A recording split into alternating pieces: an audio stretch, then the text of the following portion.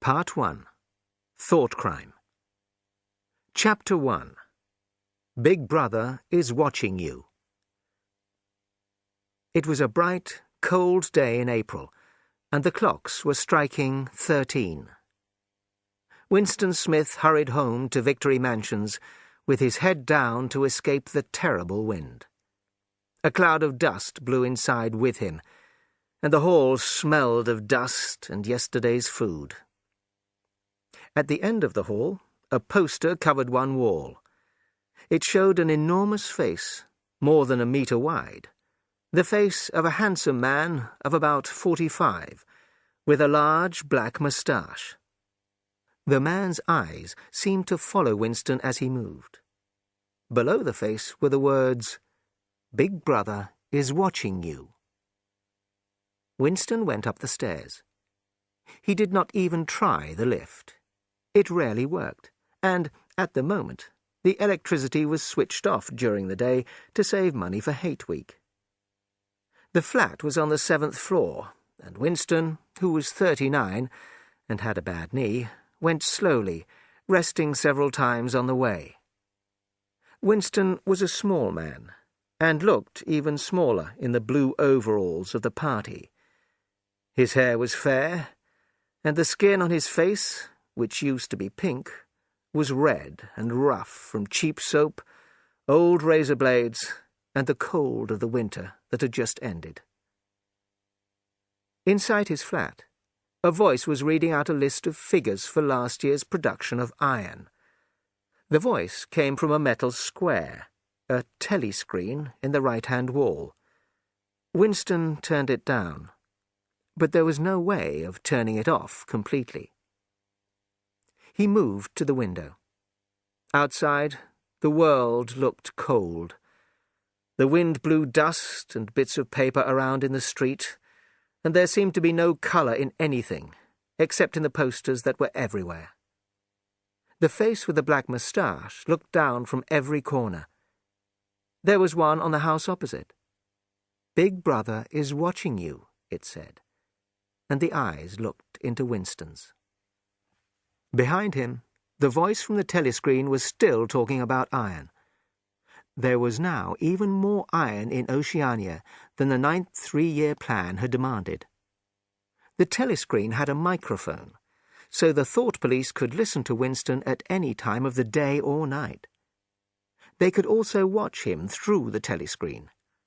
Nobody knew how often they actually did that, but everybody behaved correctly all the time, because the thought police might be watching and listening. Winston kept his back to the telescreen. It was safer that way. They couldn't see your face. He looked out over London, the biggest city in this part of Oceania. The 19th century houses were all falling down. There were holes in the streets where the bombs had fallen. Had it always been like this? He tried to think back to the time when he was a boy, but he could remember nothing. He stared at the Ministry of Truth where he worked. It was an enormous white building, 300 metres high. You could see the white roof, high above the houses, even a kilometre away. From Winston's flat, it was just possible to see the 3 slogans of the party written in enormous letters on the side of the building. War is peace. Freedom is slavery. Ignorance is strength. The Ministry of Truth was called Minitru in Newspeak, the new language of Oceania. Minitru, it was said, had more than 3,000 rooms above the ground, and a similar number below. The people there worked mainly on news and entertainment. High above the surrounding buildings, Winston could also see the Ministry of Peace, where they worked on war. It was called Minipax in Newspeak, and the Ministry of Plenty, Mini Plenty, which was responsible for the economy. And he could see the Ministry of Love, Mini-Love, which was responsible for law and order. The Ministry of Love was the really frightening one. There were no windows in it. Nobody could get anywhere near it unless they had business there. There were guards with guns in black uniforms even in the streets half a kilometre away. Winston turned round quickly. He smiled. It was a good idea to look happy when you were facing the telescreen. He went to his small kitchen. He had not had lunch in the canteen before he left work, but there was no food there except a piece of dark, hard bread for tomorrow's breakfast. He poured himself a cup of colourless, oily gin and drank it down like medicine. It burned him inside, but he felt more cheerful afterwards. He went back to the living room and sat down at a small table to the left of the telescreen. It was the only place in the room where the telescreen could not see him. From a drawer in the table, he took out a pen and a big diary with beautiful cream paper, which he had bought in an old-fashioned shop in a poor part of the town. Party members like Winston were not allowed to go into ordinary shops, but many of them did. It was the only way to get things like razor blades. Winston opened the diary. This was not illegal. Nothing was illegal, as there were no laws now. But if the diary was found, they would punish him with death or with 25 years in a prison camp. He took the pen in his hand, then stopped. He felt sick. It was a decisive act to start writing. Earlier that morning, a terrible noise from the big telescreen at the Ministry of Truth had called all the workers to the centre of the hall for the 2 minutes hate. The face of Emmanuel Goldstein, enemy of the people, filled the telescreen. It was a thin, clever face, with its white hair and small beard, but there was something unpleasant about it. Goldstein began to speak in his sheep-like voice, criticising the party, making nasty attacks on Big Brother, demanding peace with Eurasia. In the past, nobody knew exactly when, Goldstein had been almost as important in the party as Big Brother himself, but then he had worked against the party. Before he could be punished with death, he had escaped. Nobody knew how exactly. Somewhere he was still alive, and all crimes against the party came from his teaching. Behind Goldstein's face on the telescreen were thousands of Eurasian soldiers. Oceania was always at war with either Eurasia or Eastasia. That changed, but the hate for Goldstein never did. The thought police found his spies every day. They were called the Brotherhood, people said, although Winston sometimes asked himself if the Brotherhood really existed. Goldstein had also written a book, a terrible book, a book against the party. It had no title. It was just known as the book. As Goldstein's face filled the telescreen and Eurasian soldiers marched behind him, the hate grew. People jumped up and down, shouting and screaming so they could not hear Goldstein's voice. Winston was shouting too. It was impossible not to. A girl behind him, with thick, dark hair, was screaming, "Pig! Pig!" at Goldstein. And suddenly she picked up a heavy Newspeak dictionary and threw it at the telescreen. It hit Goldstein on the nose and fell to the floor. Winston had often seen this girl at the ministry, but he had never spoken to her. He did not know her name, but he knew she worked in the fiction department. He had seen her with tools, so he guessed she was a mechanic on the story-writing machines. She was a confident-looking girl of about 27, and she walked quickly. She wore the narrow red belt of the Young People's League tied tightly round her overalls. Winston had disliked her from the first moment he saw her. He disliked nearly all women, especially young and pretty ones. The young women were always most loyal to the party and were happiest to spy on others. But this girl was especially dangerous, he thought. Once, when he had seen her in the canteen, She had looked at him in a way that filled him with black terror. He even thought she might be working for the thought police. As the screaming at Goldstein increased, Winston's dislike of the girl turned to hate. He hated her because she was young and pretty. Suddenly, he noticed someone else, sitting near the girl, wearing the black overalls of an inner party member. O'Brien was a large man with a thick neck and glasses. Although he looked frightening, Winston was interested in him. There was sometimes an intelligence in his face that suggested, perhaps, that he might question the official party beliefs. Winston had seen O'Brien about 12 times in almost as many years.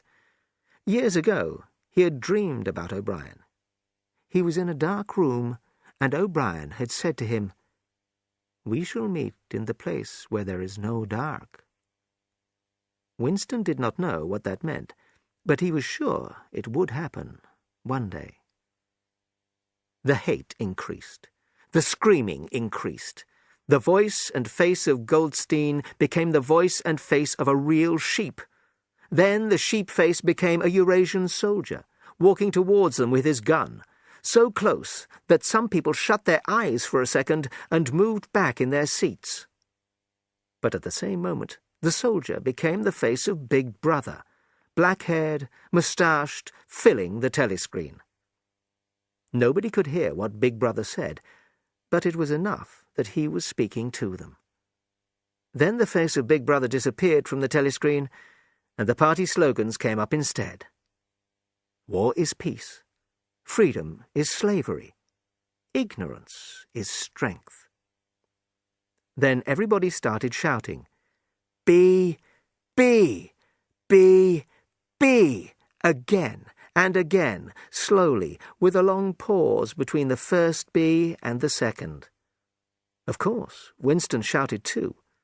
You had to. But there was a second when the look on his face showed what he was thinking. And at that exact moment, his eyes met O'Brien's. O'Brien was pushing his glasses up his nose. But Winston knew, yes, he knew, that O'Brien was thinking the same thing as he was. "I am with you," O'Brien seemed to say to him. "I hate all this, too." And then the moment of intelligence was gone, and O'Brien's face looked like everybody else's. Winston wrote the date in his diary, April the 4th, 1984. Then he stopped.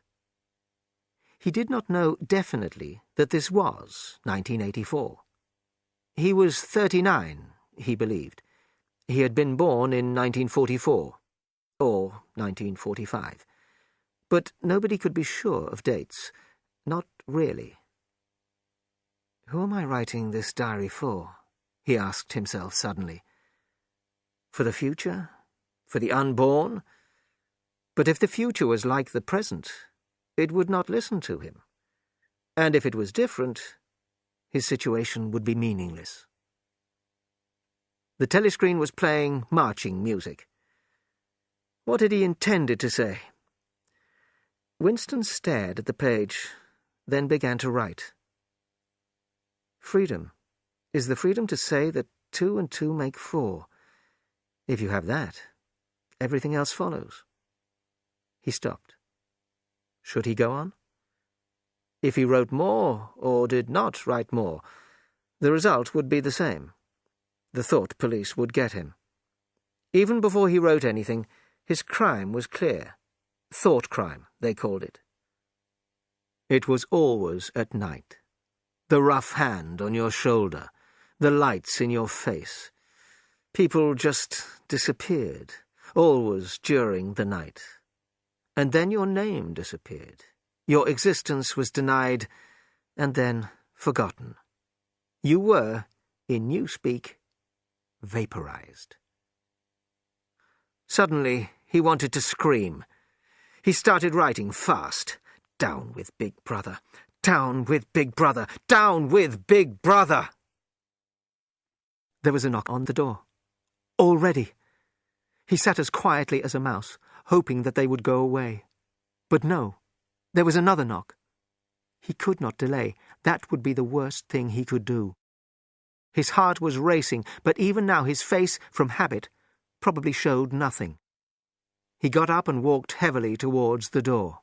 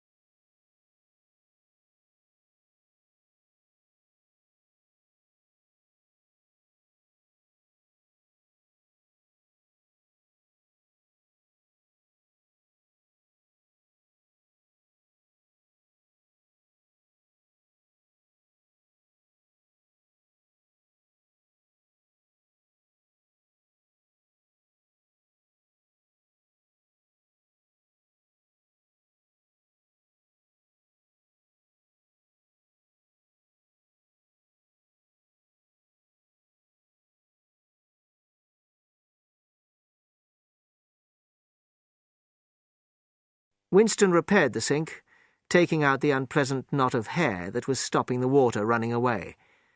He washed his hands and went back to the other room. "Put your hands up!" shouted a voice. A big, handsome boy of 9 was pointing a toy gun at him. His small sister, about 2 years younger, pointed a piece of wood. Both were dressed in the blue, grey, and red uniforms of the spies. Winston put his hands up. The look of hate on the boy's face made him feel that it was not quite a game. "You're a Eurasian spy!" screamed the boy. "You're a thought criminal! I'll shoot you! I'll vaporize you!" Suddenly they were both running round him, shouting, "Spy! Thought criminal!" The little girl did everything seconds after her older brother did it. It was frightening, like the games of young, dangerous wild animals that will soon be man-eaters. Winston could see that the boy really wanted to hit or kick him, and was nearly big enough to do so. He was glad that the gun in the boy's hand was only a toy. "They wanted to see the Eurasian prisoners hang, but I'm too busy to take them, and Tom's at—" "We want to see them hang!" shouted the boy, and then the girl started shouting it too. Some Eurasian prisoners, guilty of war crimes against Oceania, were going to hang slowly in the park that evening. This happened every month or two, and was a popular evening's entertainment. Children were often taken to see it. Winston said goodbye to Mrs. Parsons and walked towards the door. He heard a loud noise as a bomb fell. About 20 or 30 of them were falling on London each week. Then he felt a terrible pain in the back of his neck. He turned and saw Mrs. Parsons trying to take some sharp stones from her son's hand. "Goldstein!" screamed the boy. But Winston was most shocked by the look of helpless terror on Mrs. Parsons' grey face.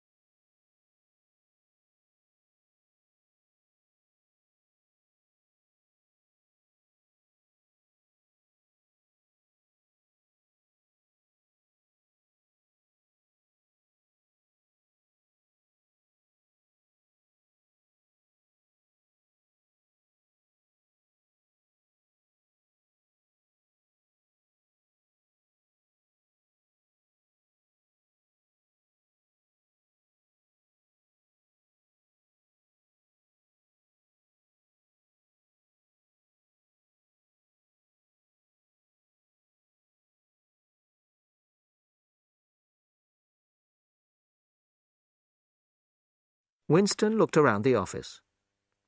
A woman with fair hair spent all day looking for the names of people who had been vaporized. Each of them was, in newspeak, an unperson. She took their names out of every newspaper, book, letter. Her own husband had been vaporized last year. She took his name out, too. People disappeared from the newspapers when they were vaporized, and they could also appear in the newspapers when they did not exist. Winston remembered Mr. Ogilvy. He had appeared in the newspapers because he had led the sort of life the party wanted. Ogilvy had joined the spies at the age of 6. At 11, he told the thought police that his uncle was a criminal. At 17, he had been an organizer in the Young People's League. At 19, he had invented a new bomb which had killed 31 Eurasians when it was first tried. At 23, Ogilvy had died like a hero, fighting the Eurasians. There were photographs of Ogilvy, but there had been no Ogilvy. Not really. The photographs were made at the Ministry of Truth. Ogilvy was part of a past that never happened. Anything could be changed. A dreamy man with hairy ears called Ampleforth rewrote old poems until they supported everything the party believed in. But all this work, all these changes, were not the main work of the Ministry of Truth. Most workers in the ministry were busy writing everything that the people of Oceania read or saw. All the newspapers, films, plays, poems, school books, telescreen programs and songs, the Newspeak dictionaries and children's spelling books. After his morning's work, Winston went to the canteen. It was full, very noisy, and smelled of cheap food and the gin that was sold from a hole in the wall. "Ah, I was looking for you," said a voice behind Winston. It was Syme, his friend from the dictionary department. Perhaps friend was not exactly the right word. You did not have friends these days. You had comrades. But some comrades were more interesting than others. Syme was working on the 11th edition of the Newspeak Dictionary. He was a small man, even smaller than Winston, with dark hair and large eyes. These eyes were sad, but they seemed to laugh at you and to search your face closely when he talked to you. "Have you got any razor blades?" asked Syme. "None," said Winston quickly. Perhaps too quickly. "I've looked for them everywhere." Everyone was asking for razor blades. There had been none in the party shops for months. There was always something which the party could not make enough of. Sometimes it was buttons, sometimes it was wool. Now it was razor blades. "I've been using the same blade for 6 weeks," he lied. He actually had 2 new ones at home. The people waiting for food and gin moved forward, slowly. Winston and Syme took dirty plates from the pile. "Did you go to the park yesterday?" asked Syme. "All the Eurasian prisoners were hanged." "I was working," said Winston. "I'll see it at the cinema." "That's not as good," said Syme. His eyes looked hard at Winston's face. "I know you," they seemed to say. "I know why you didn't go to see the prisoners die." Syme was an enthusiastic supporter of the party's decisions about war, prisoners, thought crime, the deaths in the underground rooms below the Ministry of Love.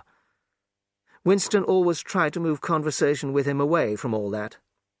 Syme knew a lot about Newspeak, and when he talked about language, he was interesting. "The prisoners kicked when they were hanged," said Syme. "I always like that. It spoils it when their legs are tied together. And one of them had his tongue hanging right out of his mouth. It was quite a bright blue. I like that kind of detail." "Next, please," called the prole who was giving out the food, and Winston and Syme gave her their plates. She put some grey meat on each one. There was also some bread, a small piece of cheese, and a cup of sugarless black coffee. "There's a table there, under that telescreen," said Syme. "Let's get a gin and sit there." The gin was poured for them into big cups, and they walked through the crowded canteen to a metal table. There were some pieces of meat on the table from the last person's meal. They ate in silence. Winston drank down his gin, which brought tears to his eyes. "How's the dictionary?" he said, speaking loudly because of the noise. "I'm on the adjectives," said Syme. "It's wonderful work." His eyes shone. He pushed his plate away, took his bread in one pale hand and his cheese in the other, and put his mouth near Winston's ear so he did not have to shout. "The 11th edition is the final one," he said. "We're building a new language. When we've finished, people like you will have to learn to speak again. You think the main job is inventing new words, don't you? Wrong. We're destroying words. Lots of them. Hundreds of them every day. We're only leaving the really necessary ones, And they'll stay in use for a long time. He ate his bread hungrily. His thin, dark face had come alive, and his eyes were shining like the eyes of a man in love. "It's a beautiful thing to destroy words," he said. "For example, a word like good. If you have good in the language, you don't need bad. You can say ungood." Winston smiled. It was safer not to say anything. Syme continued. "Do you understand? The aim of Newspeak is to narrow thought. In the end, we will make thought crime impossible, because people won't have the words to think the crime.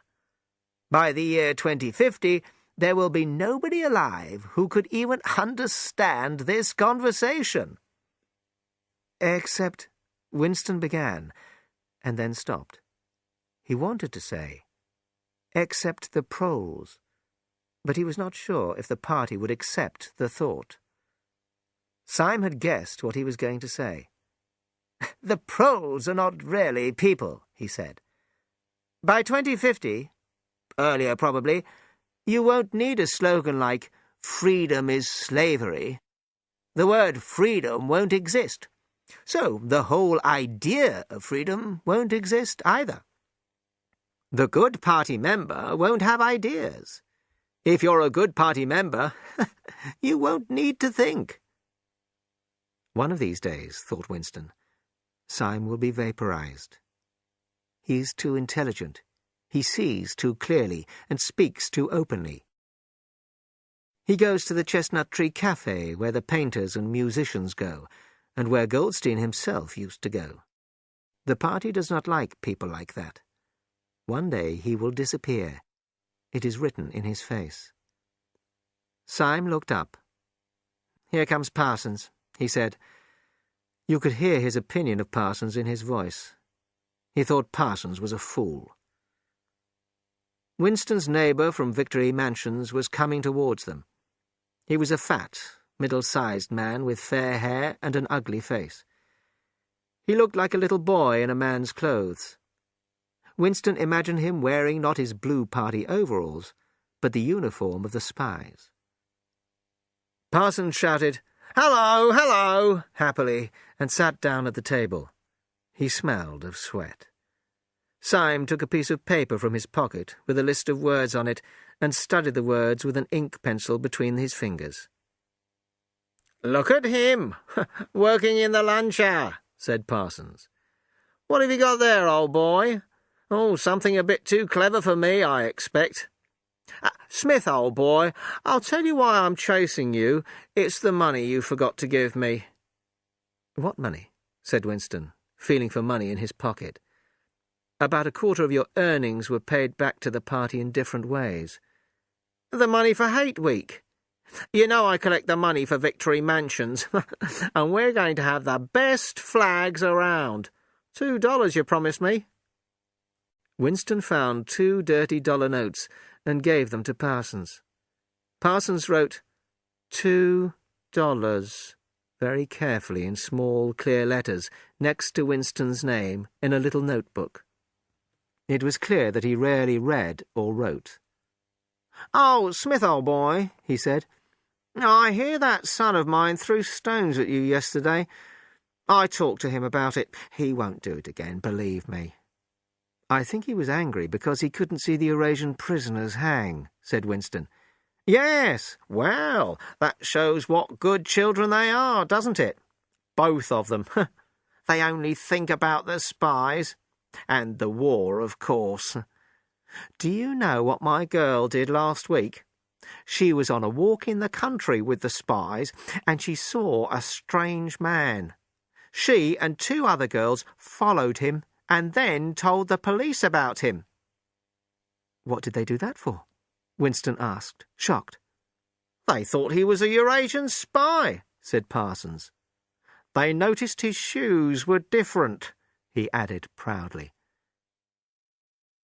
Winston looked at the dirty canteen, looked at all the ugly people in their ugly overalls, ate the terrible food, and listened to the telescreen.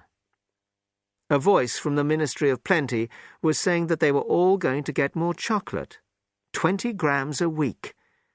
Was he the only one who remembered that last week they got 30 grams? They were getting less chocolate, not more. But Parsons would not remember, and even a clever man like Syme found a way to believe it. Winston came out of his sad dream. The girl with dark hair, who he remembered from the 2 minutes hate, was at the next table. She was looking at him, but when he looked back at her, she looked away again. Winston was suddenly afraid. Why was she watching him? Was she following him? Perhaps she was not in the thought police, but party members could be even more dangerous as spies. How had he looked when the telescreen voice told them about the chocolate? It was dangerous to look disbelieving. There was even a word for it in newspeak.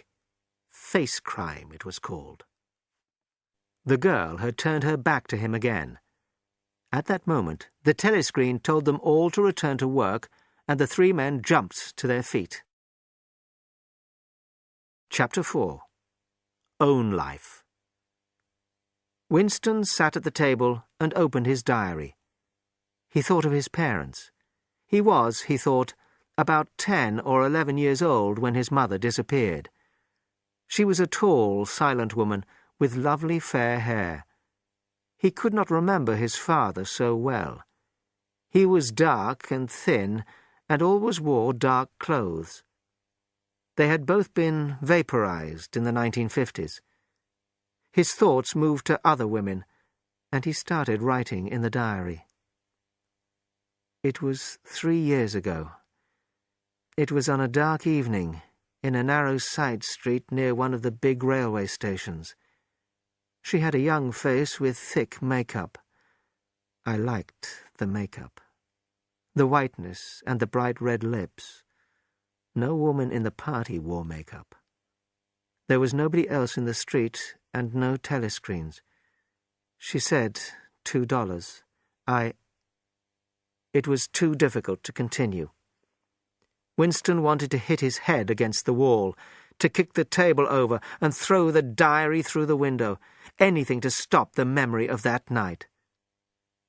It was, of course, illegal to pay a woman for sex, but the punishment was about 5 years in a work camp, not death. The party knew it happened. Some prole women sold themselves for a bottle of gin, and the party didn't worry much about that. The party wanted to stop love and pleasure in sex, not sex itself. A request to marry would be refused if a man and a woman found each other attractive. Sex, to the party, was only necessary to make children. He thought of Catherine, his wife. Winston had been married. He was probably still married. If his wife was dead, nobody had told him. They had lived together for about 15 months, 9, 10, 11 years ago. Catherine was a tall, fair-haired girl who moved well. She had an interesting face, until you found out that there was almost nothing behind it. She believed everything the party said. She had sex only because it was her duty to try and have children. When no children came, they agreed to separate. Every 2 or 3 years since then, Winston had found a prole woman who had agreed to have sex for money. But he wanted his own woman. He finished the story in his diary.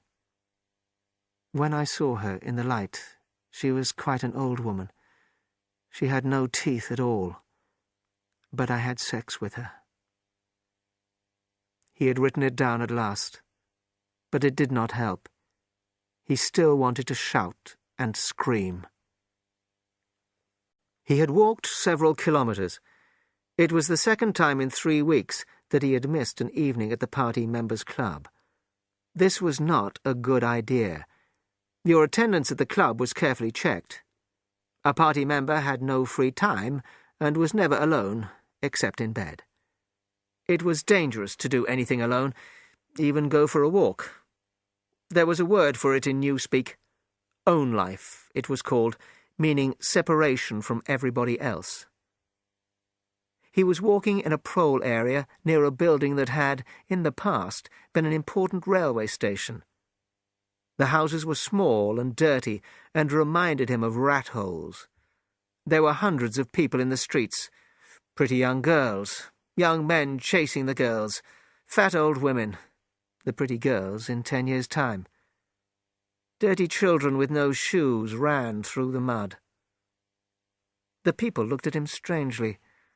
The blue overalls of the party were an unusual sight in a street like this. It was unwise to be seen in such places, unless you had a definite reason to be there. The thought police would stop you if they saw you.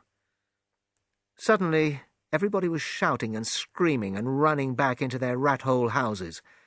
A man in a black suit ran past Winston and pointed at the sky. "Bomb!" he shouted. "Up there! Bomb!" Winston threw himself to the ground. The proles were usually right when they warned you that a bomb was falling. When he stood up, he was covered with bits of glass from the nearest window. He continued walking. The bomb had destroyed a group of houses 200 meters up the street, and in front of him he saw a human hand cut off at the wrist. He kicked it to the side of the road and turned right, away from the crowd. He was in a narrow street with a few dark little shops among the houses. He seemed to know the place. Of course. He was standing outside the shop where he had bought the diary. He was afraid, suddenly. He had been mad to buy the diary, and he had promised himself he would never come near this place again. But he noticed that the shop was still open, although it was nearly 21 hours. He would be safer inside than standing there doing nothing outside, so he went in. If anyone asked, he could say he was trying to buy a razor blade. The owner had just lit a hanging oil lamp, which smelled unclean, but friendly. He was a small, gentle-looking man of about 60, with a long nose and thick glasses. His hair was almost white, but the rest of his face looked surprisingly young. He looked like a writer, or perhaps a musician. His voice was soft, and he didn't speak like a prole. "I recognized you when you were outside," he said immediately. "You're the gentleman who bought the diary. There's beautiful paper in that diary. No paper like that has been made for, I'd say 50 years. He looked at Winston over the top of his glasses. "Is there anything special I can do for you? Or did you just want to look round?" "I was, passing," said Winston. "And I just came in. I don't want to buy anything." "Well, that's all right," said the shop owner, "because I haven't got much to sell you." He looked round the shop sadly. "Don't tell anyone I said so, but it's difficult to get old things these days. And when you can get them, nobody wants them." The old man's shop was full of things, but they were all cheap and dirty and useless. "There's another room upstairs that you could look at," he said. Winston followed the man upstairs. The room was a bedroom with furniture in it. There was a bed under the window, taking nearly a quarter of the room. "We lived here for 30 years until my wife died," said the old man sadly. "I'm selling the furniture, slowly. That's a beautiful bed, but perhaps it would be too big for you." Winston thought he could probably rent the room for a few dollars a week, if he dared to. It would be so peaceful to live as people used to live in the past, with no voice talking to you, nobody watching you. "There's no telescreen," he said. "Ah," said the old man. "I never had one. Too expensive." There was a picture on the wall. It showed a London church that used to be famous in the days when churches were famous and people still went to them. Winston did not buy the picture, but he stayed in the room talking to the old man whose name, he discovered, was Charrington. Even when he left, he was still thinking about renting the room. But then, as he stepped into the street, his heart turned to ice. A woman in blue overalls was walking towards him, not 10 meters away. It was the girl with dark hair, the one in the Young People's League. The girl must be following him. Even if she was not in the Thought Police, she must be a spy. The Thought Police would come for him one night. They always came at night, and they always caught you. And before they killed you, before you asked them on your knees to forgive you for your thought crime, there would be a lot of pain. Part 2. Acts Against the Party. Chapter 5. A Political Act. 4 days later, he saw the girl with dark hair again. He was walking to the toilets at the Ministry of Truth, and she was coming towards him. She had hurt her hand. She had probably hurt it on one of the story-writing machines. It was a common accident in that department. The girl was about 4 meters away when she fell forwards. As she fell, she hit her hand again and cried out in pain. Winston stopped. The girl got to her knees. Her face had turned a milky yellow color, making her mouth look redder than ever. She looked at him, and her face seemed to show more fear than pain. Winston felt a strange mix of emotions. In front of him was an enemy who was trying to kill him. In front of him also was a human being, in pain, and perhaps with a broken bone. Already he had started to help her. He felt that her pain was in some strange way his own. "You're hurt?" he said. "It's nothing. My arm. It'll be all right in a second." He helped her up. "It's nothing," she repeated. "Thanks, comrade." She walked away quickly. Winston was standing in front of a telescreen, so he did not show any surprise on his face, although it was difficult not to. As he had helped her up, she had put something in his hand. It was a piece of paper. He opened it carefully in his hand in the toilet, but did not try to read it. You could be certain the telescreens would be watching in the toilets. Back in his office, he put the piece of paper down on his desk among the other papers. A few minutes later, he pulled it towards him, with the next job he had to do. On it, in large letters, was written, "I love you." For the rest of the morning, it was very difficult to work. At lunchtime in the canteen, the fool Parsons, still smelling of sweat, did not stop talking to him about all the work he was doing for Hate Week. He saw the girl at the other end of the canteen, at a table with 2 other girls, but she did not look in his direction. In the afternoon, he looked at the words, "I love you," again, and life seemed better. He believed her. He did not think she was in the Thought Police, not now. He wanted to see her again. How? How could he arrange a meeting? It was a week before he saw her again in the canteen. He sat at her table and at that moment saw Ampleforth, the dreamy man with hairy ears who rewrote poems. Ampleforth was walking around with his lunch, looking for a place to sit down. He would certainly sit with Winston if he saw him. Winston had about a minute to arrange something with the girl. He started to eat the watery soup they had been given for lunch. "What time do you leave work?" he said to the girl. 18:30. "Where can we meet?" "Victory Square, near the picture of Big Brother." "It's full of telescreens." "It doesn't matter if there's a crowd. But don't come near me until you see me among a lot of people. And don't look at me. Just follow me." "What time?" 19 hours. "All right." Ampleforth did not see Winston and sat down at another table. Winston and the girl did not speak again, and they did not look at each other. The girl finished her lunch quickly and left, while Winston stayed to smoke a cigarette. He arrived at Victory Square early. Big Brother's picture looked up at the skies where he had beaten the Eurasian aeroplanes, or East Asian aeroplanes, it had been a few years ago, in the Great Air War. 5 minutes after the time they had arranged, Winston saw the girl near Big Brother's picture, but it was not safe to move closer to her yet.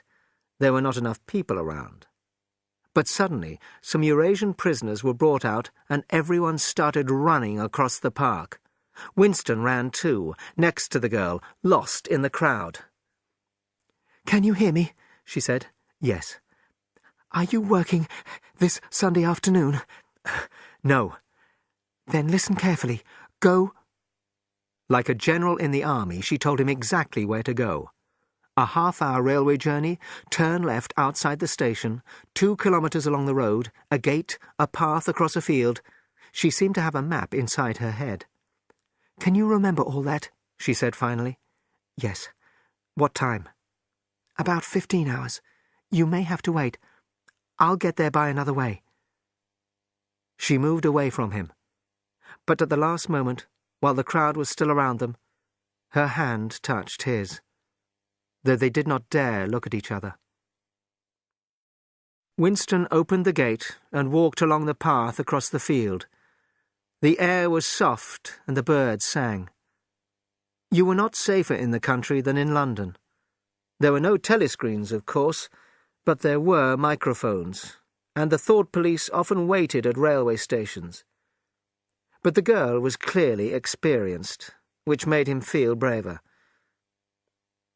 He had no watch, but it could not be 15 hours yet, so he started to pick flowers. A hand fell lightly on his shoulder. He looked up. It was the girl, shaking her head as a warning to stay silent. She walked ahead of him, and it was clear to Winston that she had been this way before. He followed, carrying his flowers, feeling that he was not good enough for her.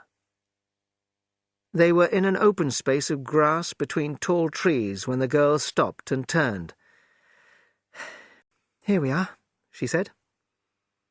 He stood quite close to her, but did not dare move nearer. "I didn't want to say anything on the path, because there might be microphones there, but we're all right here." He still was not brave enough to go near her. "We're all right here?" he repeated stupidly. "Yes. Look at the trees." They were small and thin. "There's nothing big enough to hide a microphone in, and I've been here before." He had managed to move closer to her now. She stood in front of him with a smile on her face. His flowers had fallen to the ground. He took her hand. "Until now, I didn't even know what colour your eyes were," he said. "They were brown, light brown. And now you've seen what I'm really like. Can you even look at me?" "Yes, easily." "I'm 39 years old. I've got a wife that I can't get rid of. I've got a bad knee. I've got 5 false teeth." "I don't care," said the girl. The next moment she was in his arms on the grass. But the truth was that, although he felt proud, he also felt disbelief. He had no physical desire. It was too soon. Her beauty frightened him. Perhaps he was just used to living without women. The girl sat up and pulled a flower out of her hair. "Don't worry, dear. There's no hurry. Isn't this a wonderful place? I found it when I got lost once on a walk in the country with the Young People's League. If anyone was coming, you could hear them 100 metres away." "What's your name?" asked Winston. "Julia. I know yours. It's Winston Smith. Tell me, dear, what did you think of me before I gave you the note?" He did not even think of lying to her. It was like an offer of love to tell her the truth. "I hated the sight of you," he said. "If you really want to know, I thought you were in the thought police." The girl laughed, clearly pleased that she had hidden her true feelings so well. She pulled out some chocolate from the pocket of her overalls, broke it in half, and gave one of the pieces to Winston. It was very good chocolate. "Where did you get it?" he asked. "Oh, there are places," she said. "It's easier if you seem to be a good party member like me. I'm good at games. I was a group leader in the Spies. I work 3 evenings a week for the Young People's League. I spend hours and hours putting up posters all over London. I do anything they want, and I always look happy about it. It's the only way to be safe." The taste of the excellent chocolate was still in Winston's mouth. "You are very young," he said. "You're 10 or 15 years younger than I am. What did you find attractive in a man like me?" "It was something in your face. I thought I'd take a chance. I'm good at finding people who don't belong. When I first saw you, I knew you were against them." When Julia said them, she meant the party, especially the inner party. She spoke about them with real hate, using bad words. Winston did not dislike that. It was part of her personal war against the party. He kissed her softly and took her hands in his. "Have you done this before?" "Of course. Hundreds of times. Well, a lot of times." "With party members?" "Yes." "With members of the inner party?" "Not with those pigs, no. But there are plenty that would if they got the chance. They're not as pure as they pretend to be." His heart raced. He hoped that the party was weakened by a lie. "Listen, the more men you've had, the more I love you. Do you understand that?" "Yes, perfectly." "You like doing this? I don't mean just me. I mean the thing itself." "I love it." That was what he wanted to hear. The need for sex, not the love of one person, would finish the party. He pressed her down on the grass. This time there was no difficulty. Afterwards they fell asleep and slept for about half an hour. Their love, their sex together, had beaten the party. It was a political act. Chapter 6. They Can't Get Inside You. Winston looked round the little room above Mr. Charrington's shop. As he had thought, Mr. Charrington had been happy to rent it to him. He did not even mind that Winston wanted the room to meet his lover. Everyone, he had said, wanted a place where they could be alone and private occasionally. They had taken the room because during the month of May they had made love only one more time. "It's safe to meet anywhere twice," Julia had said. Then they had had to see each other in the street, in a different place every evening, and never for more than half an hour at a time. The idea of having their own hiding place, indoors and near home, had been exciting for both of them. They were fools, Winston thought again. It was impossible to come here for more than a few weeks without being caught. But he needed her, and he felt he deserved her. Julia was 26 years old. She lived in a party building with 30 other girls. All was the smell of women. "I hate women," she said. And she worked, as he had guessed, on the story-writing machines. She enjoyed her job, looking after a powerful electric motor. She was not clever, and did not much enjoy reading, but she liked machinery. Life, as she saw it, was quite simple. You wanted a good time. They, meaning the party, wanted to stop you having it. So you broke the rules as well as you could. At that moment he heard her on the stairs outside, and then she ran into the room. She was carrying a bag.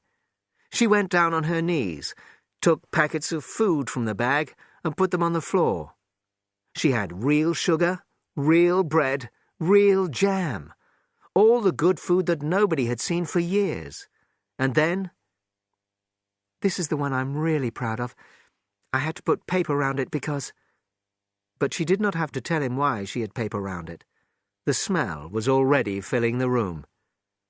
"It's coffee," he said softly. "Real coffee. It's inner party coffee. There's a whole kilo here," she said. "How did you get it?" "There's nothing those inner party pigs don't have. But of course waiters and servants steal things, and... Look, I got a little packet of tea as well." Winston opened the packet. "It's real tea, not fruit leaves." "Yes," she said. "But listen, dear, I want you to turn your back on me for 3 minutes." Go and sit on the other side of the bed, and don't turn round until I tell you." Winston looked out of the window. He listened to a woman singing outside with deep feeling. Winston thought she would be quite happy if that June evening never ended. He had never heard a member of the party sing like that. "You can turn round now," said Julia. He turned round, and for a second almost did not recognize her. He thought she had taken her clothes off, but the change in her was more surprising than that. She had painted her face. He thought the makeup must be from a shop in the Prole area. Her lips were red, her face was smooth. There was even something under her eyes to make them brighter. It was not well done, but Winston did not know that. He had never before seen a woman in the party with makeup on. Julia looked prettier and much more like a woman. He took her in his arms. "Do you know what I'm going to do next?" she said. "I'm going to get a real woman's dress from somewhere and wear it instead of these horrible overalls. In this room, I'm going to be a woman, not a party comrade." After they made love, they fell asleep, and when Winston woke up, the hands on the clock showed nearly 9, 21 hours. He did not move because Julia was sleeping with her head on his arm. Most of her makeup was on the pillow or on him. They had never talked about marriage. It was impossible, even if Catherine died. Winston had told Julia about Catherine. She was good-thinkful in newspeak, unable to think a bad thought. She did not like sex. It was just our duty to the party. Julia had said it for him. Just to have children who would one day spy on their parents and tell the party if they said or did anything wrong. In this way, the family had become part of the thought police. Catherine had not told the thought police about Winston only because she was too stupid to understand his opinions. Winston had thought about killing Catherine, and once nearly did. But now he and Julia were dead. When you disobeyed the party, you were dead. Julia woke up and put her hands over her eyes. "We are the dead," Winston said. "We're not dead yet," said Julia, pressing her body against his. "We may be together for another 6 months, a year. When they find us, there will be nothing either of us can do for the other." "We will tell them everything," she said. "Everybody always does. They make you feel so much pain." "Even if we tell them everything, that's not a betrayal. The betrayal would only be if they made me stop loving you." She thought about that. "They can't do that," she said finally. "It's the one thing they can't do. They can make you say anything, but they can't make you believe it. They can't get inside you." "No," he said, a little more hopefully. "No, that's quite true. They can't get inside you." "I'll get up and make some coffee," she said. "We've got an hour. What time do they turn the lights off at your flats?" 23:30. "It's 23 hours at the party building, but you have to get in earlier than that because—" She suddenly reached down from the bed to the floor, picked up a shoe, and threw it hard into the corner of the room. "What was it?" he said in surprise. "A rat. I saw his horrible little nose. There's a hole down there. I frightened him, I think."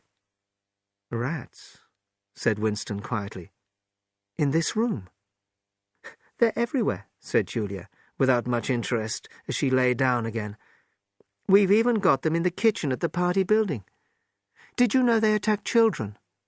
In some parts of London, a woman daren't leave a baby alone for 2 minutes. The big brown ones are the worst. They—" "Stop! Stop!" said Winston, his eyes tightly shut. "Dearest, you've gone quite pale. What's the matter?" "They are the most horrible things in the world. Rats." She put her arms round him, but he did not reopen his eyes immediately.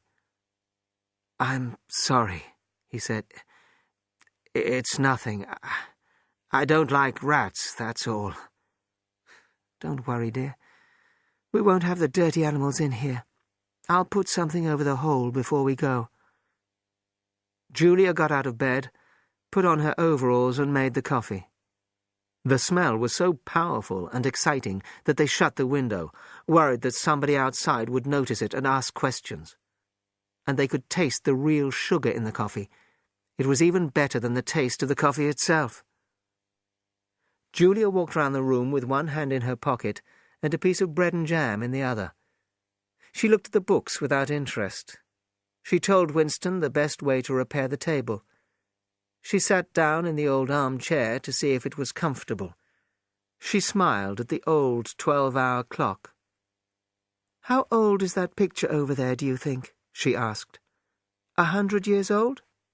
More. 200. But it's impossible to discover the age of anything these days. She looked at it. "What is this place?" "It's a church. Well, that's what it used to be." When Winston got out of bed, it was dark. The room was a world, a past world, and they were the last two people from it who were still living. Chapter 7. Our leader, Emmanuel Goldstein. They vaporized Syme. One morning he was not at work.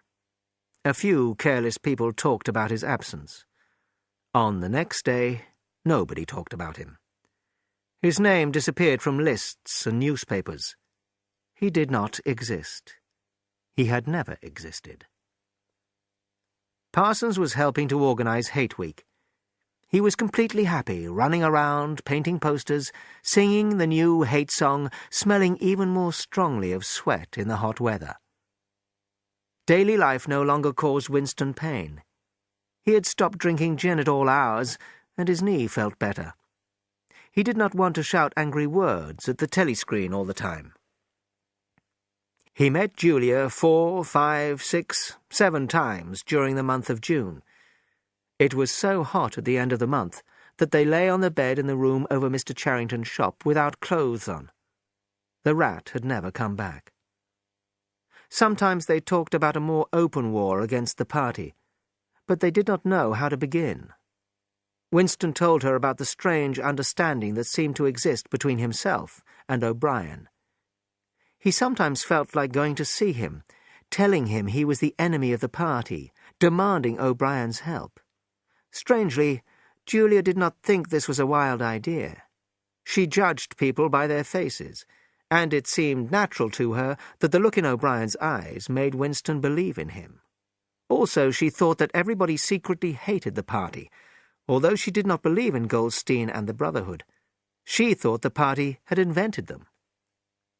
And then at last it happened. All his life, it seemed to him, he had been waiting for this. There was a message from O'Brien. Winston was outside his office at the ministry when he heard a small cough behind him and turned. It was O'Brien.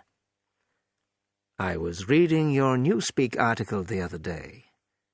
You know a lot about Newspeak, I believe." "Oh, not really. I've never invented any of the words." "But you write it very well," said O'Brien. "That is not only my own opinion. I was talking recently to a friend of yours who knows a lot about Newspeak. I can't remember his name at the moment." Winston's heart jumped. This could only mean Syme. But Syme was not only dead.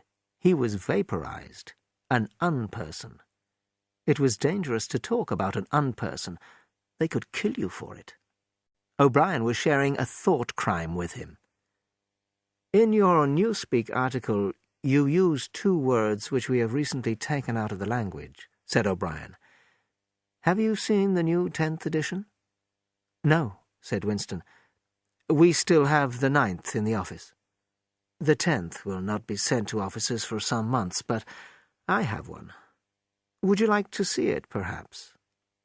"Yes, very much," said Winston, who could see where this was leading. "You will be interested, I'm sure. You will like the smaller number of verbs. Shall I send someone to you with the dictionary? but I always forget that kind of thing. Perhaps you could collect it from my flat at a convenient time. Wait, let me give you my address." They were standing in front of a telescreen which could see what he was writing. He wrote an address in a notebook, pulled out the page and gave it to Winston. "I am usually at home in the evenings," he said. "If not, my servant will give you the dictionary." And then he was gone. They had done it. They had done it at last. The room was long, carpeted, and softly lit. The sound from the telescreen was low. At the far end of the room, O'Brien was sitting under a lamp with papers on either side of him. He did not look up when the servant showed Winston and Julia in. Winston's heart was beating fast. It was dangerous to arrive with Julia, although they had met only outside O'Brien's flat. And although O'Brien had invited him, he was still afraid of the black-uniformed guards in this enormous building with its strange smells of good food and tobacco. But the guards had not ordered him out. O'Brien continued to work and did not look pleased at the visit. It seemed quite possible to Winston that he had just made a stupid mistake. He could not even pretend that he had come only to borrow the dictionary. If he had, why was Julia here? O'Brien got up slowly from his chair and came towards them across the thick carpet. He pressed a switch on the wall, and the voice from the telescreen stopped. Julia gave a small cry of surprise, and without thinking, Winston said, "You can turn it off." "Yes," said O'Brien. "We can turn it off. We, in the inner party, are allowed to do that." Nobody spoke. Without the voice from the telescreen, the room was completely silent. Then O'Brien smiled. "Shall I say it, or will you?" he said. "I will say it," said Winston immediately. "That thing is really turned off?" "Yes. We are alone." Winston paused. He did not know exactly what he expected from O'Brien. Then he continued. "We believe that there is a secret organization working against the party, and that you are part of it. We want to join it and work for it. We are enemies of the party. We are lovers, and we are thought criminals. And now we are in your power." O'Brien took a bottle and filled 3 glasses with dark red liquid. It reminded Winston of something he had seen a long time ago. Julia picked up her glass and smelled the liquid with great interest. "It is called wine," said O'Brien with a small smile. "Not much of it gets to ordinary party members, I'm afraid." His face became serious again, and he lifted his glass. "To our leader," he said. "To Emmanuel Goldstein." Winston lifted his glass, wide-eyed. Wine was a thing he had read and dreamed about. For some reason he always thought it tasted sweet, but it tasted of nothing. The truth was that after years of drinking gin, he could taste almost nothing. "So, Goldstein is a real person," he said. "Yes, he is. And he is alive. Where, I do not know." "And the Brotherhood is real too? It was not invented by the thought police?" "No, it is real. But you will never learn much more about the Brotherhood than that." He looked at his watch. "It is unwise even for me to turn the telescreen off for more than half an hour. It was a mistake for both of you to arrive here together, and you, comrade," he looked at Julia, "will have to leave first.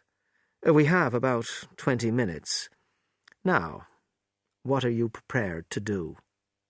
"Anything that we can," said Winston. O'Brien had turned himself a little in his chair, so that he was looking at Winston. He seemed to think that Winston could answer for Julia. "You are willing to give your lives?" "Yes." "You are willing to murder another person?" "Yes." "You are willing to cause the death of hundreds of innocent people?"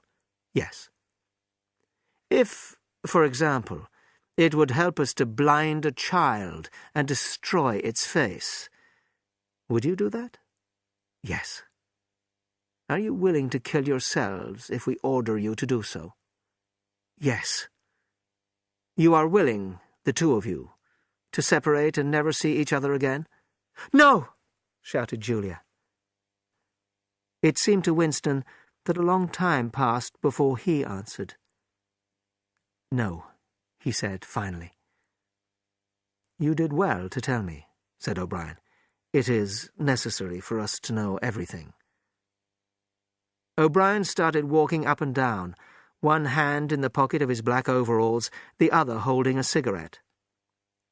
You understand, he said, that secrets will always be kept from you. You will receive orders, and you will obey them without knowing why. Later, I shall send you a book by Emmanuel Goldstein. When you have read the book, you will be full members of the Brotherhood. When you are finally caught, you will get no help. Sometimes we are able to get a razor blade into the prison to silence someone, but you are more likely to tell them all you know, although you will not know very much. We are the dead. We are fighting for a better life for people in the future. He stopped and looked at his watch. It is almost time for you to leave, comrade, he said to Julia. Wait, there is still some wine. He filled the glasses and held up his own glass. What shall we drink to? To the death of Big Brother? To the future? To the past, said Winston. Yes, the past is more important, said O'Brien seriously. They finished the wine, and a moment later Julia stood up to go. When she had left, Winston stood up, and he and O'Brien shook hands. At the door he looked back, but O'Brien was already at his desk, doing his important work for the party. Chapter 8. Doublethink. On the 6th day of Hate Week, just before 2,000 Eurasian prisoners were hanged in the park, the people of Oceania were told that they were not at war with Eurasia now. They were at war with Eastasia, and Eurasia was a friend. You could hear it on the telescreens. Oceania was at war with Eastasia. Oceania had always been at war with Eastasia. Winston had worked more than 90 hours in the last 5 days of Hate Week. Now he had finished, and he had nothing to do, no party work until tomorrow morning. Slowly, in the afternoon sunshine, he walked up a narrow street to Mr. Charrington's shop, watching for the thought police, but sure, although he had no reason to be sure, that he was safe. In his case, heavy against his legs, he carried the book, Goldstein's book. He had had it for 6 days, but had not looked at it yet. Tired but not sleepy, he climbed the stairs above Mr. Charrington's shop. He opened the window and put the water on for coffee. Julia would be here soon. He took Goldstein's book out of his case and opened it. Then he heard Julia coming up the stairs and jumped out of his chair to meet her. She put her brown tool bag on the floor and threw herself into his arms. It was more than a week since they had seen each other. "I've got the book," he said. "Oh, you've got it. Good," she said, without much interest, and almost immediately bent down to make the coffee. They did not talk about the book again until they had been in bed for half an hour. It was evening, and just cool enough to have a blanket over them. Julia was falling asleep by his side. Winston picked the book up from the floor and sat up in bed. "We must read it," he said. "You too. All members of the Brotherhood have to read it." "You read it," she said with her eyes shut. "Read it to me, that's the best way. Then you can explain it to me." The clock's hands said 6, meaning 18. They had 3 or 4 hours ahead of them. He put the book against his knee and began reading. There have always been 3 kinds of people in the world: the high, the middle, and the low. The world has changed, but society always contains these 3 groups. "Julia, are you awake?" said Winston. "Yes, my love, I'm listening." The aims of the three groups are completely different. The high want to stay where they are. The middle want to change places with the high. Sometimes the low have no aim at all, because they are too tired from endless boring work to have an aim. If they do have one, they want to live in a new world where all people are equal. At the beginning of the 20th century, this equality became possible for the first time because machines did so much of the work. A centuries-old dream seemed to be coming true. But in the early 1930s, the high group saw the danger, to them, of equality for all, and did everything possible to stop it. The individual suffered in ways that he had not suffered for centuries. Prisoners of war were sent into slavery or hanged. Thousands were sent to prison, although they had broken no law. The populations of whole countries were forced to leave their homes. And all this was defended and even supported by people who said they believed in progress. The people who entered the new high group were from the professions: scientists, teachers, journalists. They used newspapers, radio, film and television to control people's thoughts. When a television that could both send and receive information was invented, private life came to an end. Every individual, or at least every important individual, could be watched 24 hours a day. For the first time, it was possible to force people to obey the party and to share the party's opinion on all subjects.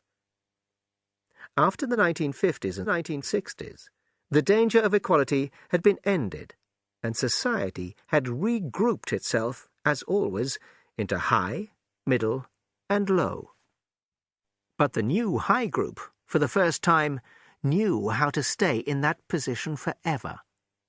First, in the middle years of the 20th century, the party made sure that it owned all the property, all the factories, land, houses, everything except really small pieces of personal property.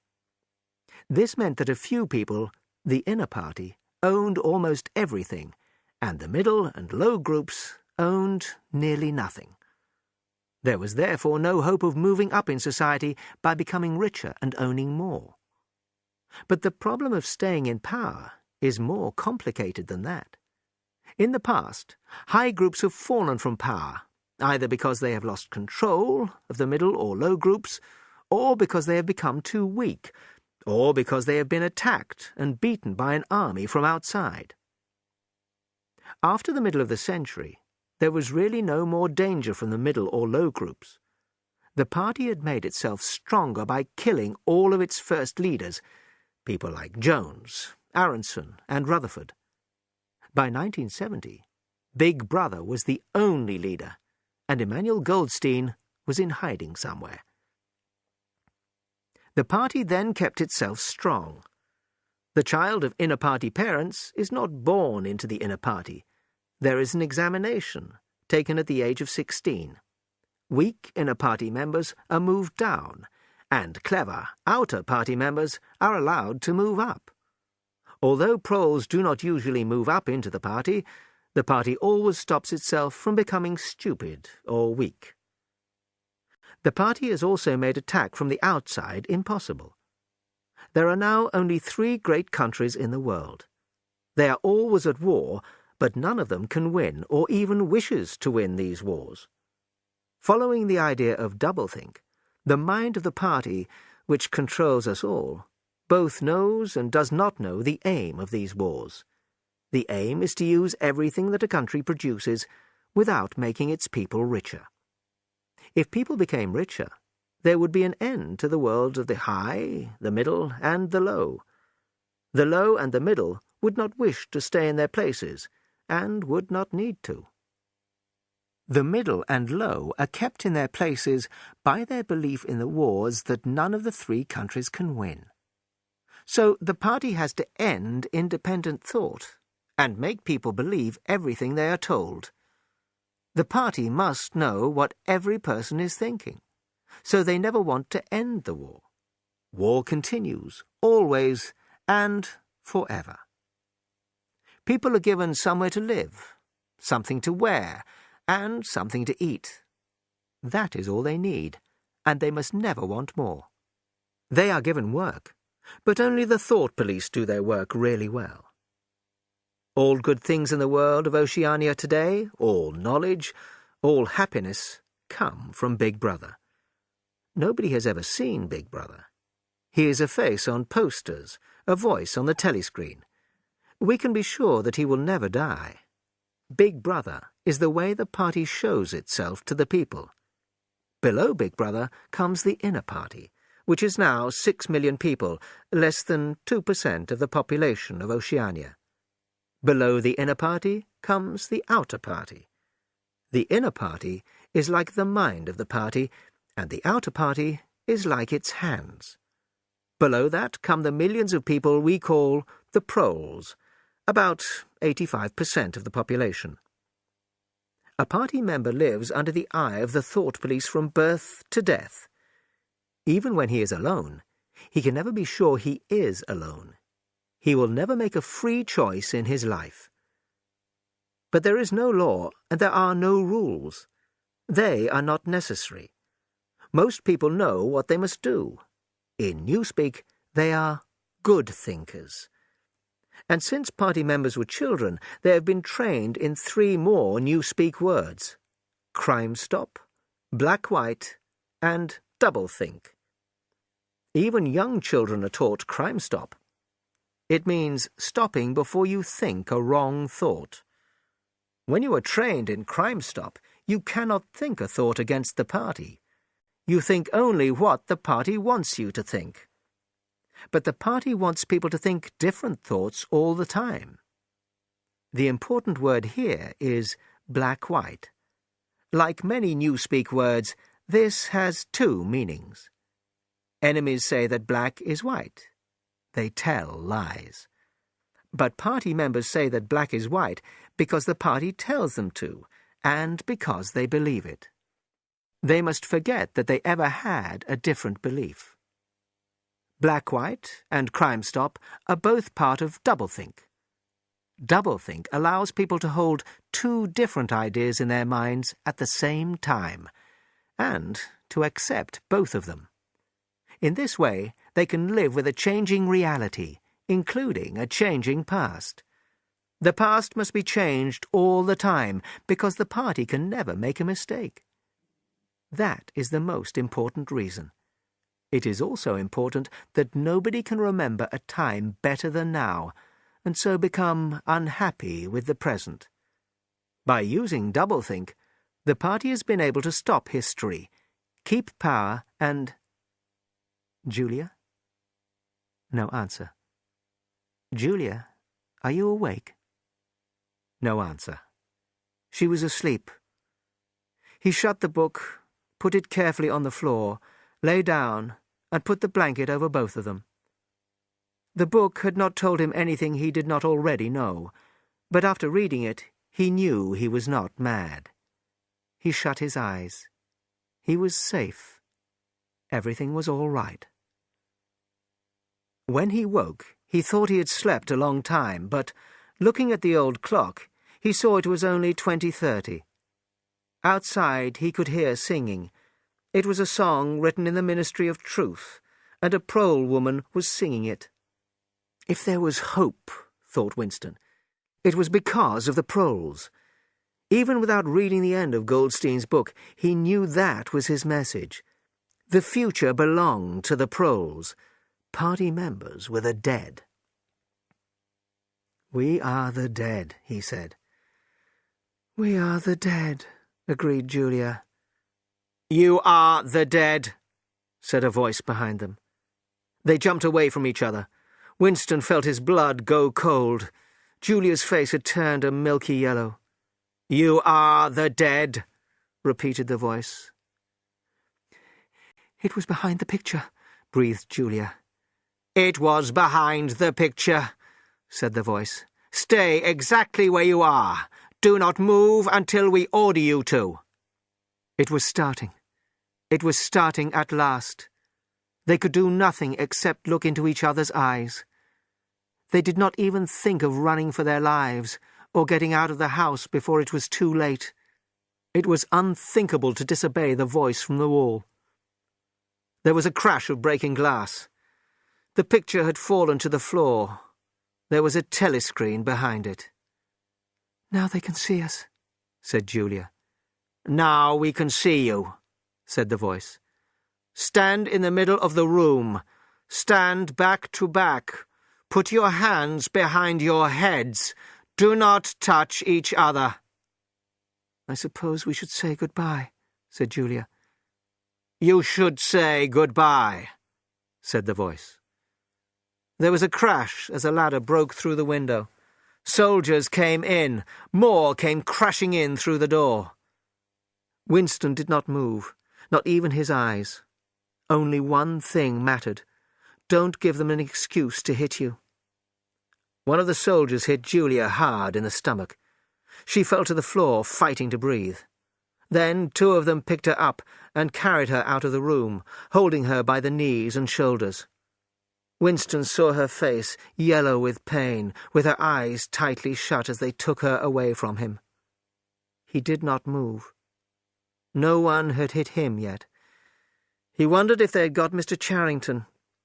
He wanted to go to the toilet. The clock said 9, meaning 21 hours, but the light seemed too strong for evening.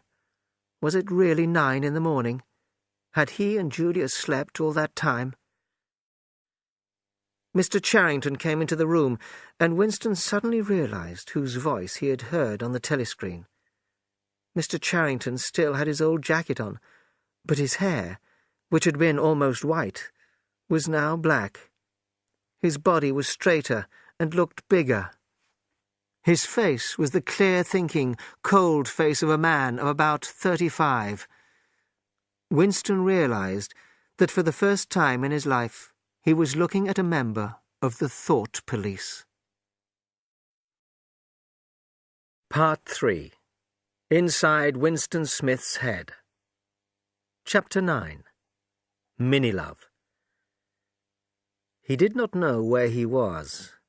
He thought he was in the Ministry of Love, Minnie-Love, but he could not be certain. He was in a high-ceilinged, windowless cell with white stone walls. It was bright with cold light. In this place, he felt, the lights would never be turned out. One moment he felt certain that it was bright day outside, and the next moment he was equally certain that it was black night. "We shall meet in the place where there is no dark," O'Brien had said to him. In the Ministry of Love, there were no windows. He thought of O'Brien more often than Julia. He loved Julia and would not betray her, but he did not think about what was happening to her. Sometimes he thought about what they would do to him. He saw himself on the floor, screaming through broken teeth for them to stop hitting him. O'Brien must know he was here. O'Brien said the Brotherhood never tried to save its members, but they would send him a razor blade if they could. One cut, and it would all be finished. In his cell, there was a continuous noise from the machine that brought air in from outside.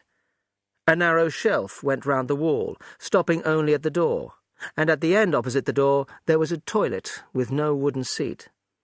There were 4 telescreens, 1 in each wall. He was hungry. It might be 24 hours since he had eaten. It might be 36. He still did not know, probably never would know, if it had been morning or evening when the soldiers took him. Since then, he had been given no food. He sat on the narrow shelf without moving, with his hands crossed on his knees. He had already learned not to move too much. If you moved around, they shouted at you from the telescreen. But he wanted food so badly, especially a piece of bread. He thought perhaps there was a small piece in the pocket of his overalls. His need for the bread grew stronger than the fear. He put a hand in his pocket. "Smith!" shouted a voice from the telescreen. 6079 Smith, W. Hands out of pockets in the cells. He crossed his hands on his knee again. There was a sound of marching boots outside. A young officer, black-uniformed, with an emotionless face, stepped into the cell. He waved to the guards behind him, and they brought in a man who they were holding by the arms. It was Ampleforth, the man who rewrote poems for the party. The cell door closed behind him. Ampleforth walked up and down the cell. He had not yet noticed Winston. He was dirty, wore no shoes, and had not shaved for several days. The hairy half-beard gave him a criminal look that was strange, with his large, weak body and nervous movements. Winston thought quickly. He must speak to Ampleforth, even if they shouted at him through the telescreen. It was possible that Ampleforth had the razor blade for him. "Ampleforth," he said. There was no shout from the telescreen. Ampleforth stopped walking up and down. He seemed surprised. It took him a moment to recognize Winston. "Ah, Smith," he said. "You too. What are you in for?" Ampleforth put a hand to his head, trying to remember. There is something," he said. "We were working on a poem, and I didn't change the word God. It was necessary in the poem. There was no other word, so I left it." For a moment he looked happy, pleased with his work on the poem. "Do you know what time of day it is?" asked Winston. Ampleforth looked surprised. "I hadn't thought about it. They took me. It could be 2 days ago, perhaps 3. He looked round the cell. "There is no difference between night and day in this place. You can never know the time." They talked for a few minutes, then, for no clear reason, a voice from the telescreen told them to be silent. Winston sat quietly, his hands crossed. Ampleforth was too large for the narrow shelf, and moved from side to side. Time passed. 20 minutes, an hour. Again there was a sound of boots. Winston's stomach turned to water. Soon, very soon, perhaps now, the boots would come for him. The door opened. The cold-faced young officer stepped into the cell. He waved his arm at Ampleforth. "Room 101, he said. Ampleforth marched out between the guards. He looked a little worried, but did not seem to understand what was happening to him. More time passed. It seemed like a long time to Winston. He had only 6 thoughts: the pain in his stomach, a piece of bread, the blood and the screaming, O'Brien, Julia, the razor blade. Then his stomach turned to water again as he heard the boots outside. The door was opened, and a smell of sweat came in with the cold air. Parsons walked into the cell. "You here?" Winston cried out in surprise. Parsons did not seem interested in Winston or surprised to see him. He looked completely without hope.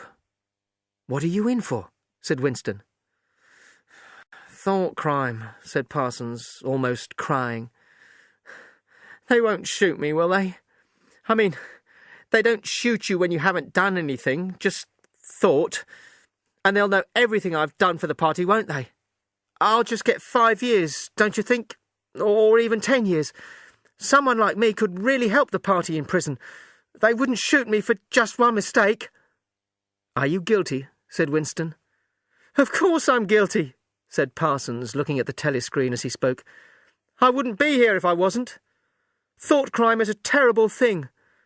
Do you know how it happened? In my sleep. Yes, there I was, working away for the party. I never knew I had any bad stuff in my mind at all. And then I started talking in my sleep. Do you know what I said? I said, 'Down with Big Brother.' Do you know what I'm going to say to them? I'm going to say, 'Thank you for saving me.'" "Who told them about you?" said Winston. "My little daughter," said Parsons, sad but proud. He walked up and down a few more times, looking hard at the toilet. "Excuse me, old man," he said. "I can't help it. It's the waiting." Parsons took his trousers down. Winston covered his face with his hands. "Smith!" shouted the voice from the telescreen. 6079 Smith W. Uncover your face. No faces covered in the cells. Winston uncovered his face. Parsons used the toilet, loudly and horribly. The cell smelled terrible for hours afterwards. Parsons was taken out. More men and women were brought in and taken out again by the guards. One woman was sent to room 101 and seemed to become smaller and change colour as she heard the words. "Comrade, officer," she cried, "you don't have to take me to that place. Haven't I told you everything already? I'll say anything. Just write it down and I'll say it, not room 101. "Room 101, said the guard. A long time passed. Winston was alone, and had been alone for hours. Sometimes he thought of O'Brien and the razor blade, but with less and less hope. He also thought less clearly of Julia. He thought that if she were in pain, and he could double his own pain to help her, he would do it. He heard the boots again. O'Brien came in. Winston got to his feet. The shock made him forget the telescreen for the first time in years. "They've got you too!" he shouted out. "They got me a long time ago," said O'Brien with a small smile. He stepped to one side. Behind him there was a large guard with a heavy stick in his hand. "You knew this, Winston," said O'Brien. "You have always known it." Yes, he had always known it. But there was no time to think of that. The heavy stick in the guard's hand might hit him anywhere, on his head, ear, arm, elbow. The elbow! He had gone down on his knees, holding the pain in his elbow with the other hand. There was an explosion of yellow light. The pain was unbelievable, but the guard had only hit him once. They were both looking down at him, and the guard was laughing. Well, one question was answered. You could never, for any reason on earth, wish for more pain. You only wished for one thing, that it would stop. Nothing in the world was as bad as physical pain. With pain, there are no heroes. No heroes, he thought again and again, as he lay screaming on the floor, holding his useless left arm. Chapter 10. 2 and 2 make 5. He was lying on a bed, and he could not move. There was a strong light in his face. The damage to his elbow had only been the start of it. 5 or 6 men in black uniforms had hit him with sticks or iron bars, kicked him with their boots. He could not remember how many times they had hit him, or how long this punishment had lasted. Sometimes he told them what they wanted to know before they even touched him.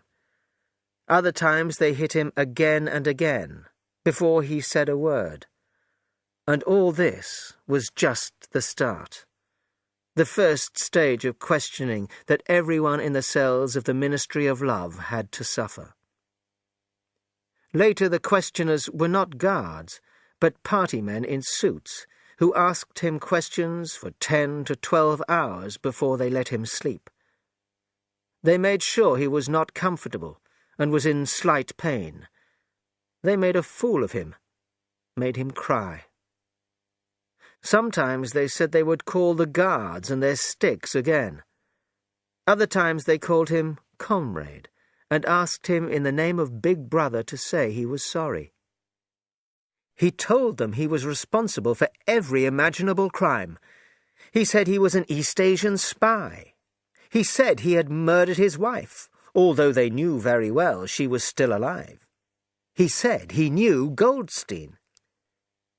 He did not remember when the questions had stopped. There was a time when everything was black, and then he was in this room, lying on this bed, unable to move. O'Brien was looking down at him, His hand was on a machine.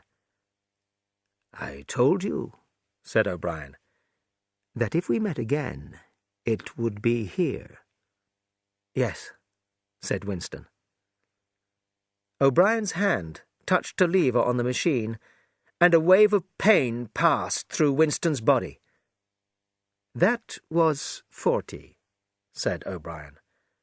"The numbers on the dial of this machine go up to 100. Please remember that I can make you feel a lot of pain at any time.